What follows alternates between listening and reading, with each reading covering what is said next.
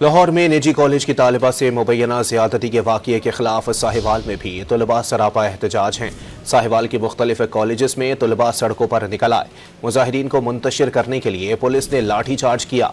तसादुम के दौरान भगदड़ मच गई। पुलिस ने मुतअद्दिद तलबा को हिरासत में लेकर थाने मुंतकिल कर दिया है। आपको अपडेट कर रहे हैं। लाहौर में निजी कॉलेज की तालिबा से मुबैना ज़्यादती के वाक़ये के खिलाफ साहिवाल में भी तलबा सरापा एहतजाज हैं। साहिवाल के मुख्तलिफ कॉलेज में तलबा सड़कों पर निकल आए। मुजाहिरीन को मुंतशिर करने के लिए पुलिस ने लाठी चार्ज किया।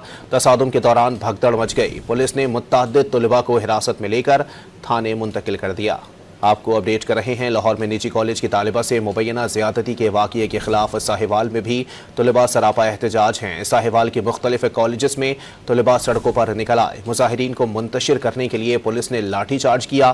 तसादुम के दौरान भगदड़ मच गई। पुलिस ने मुतअद्दिद तलबा को हिरासत में लेकर थाने मुंतकिल कर दिया।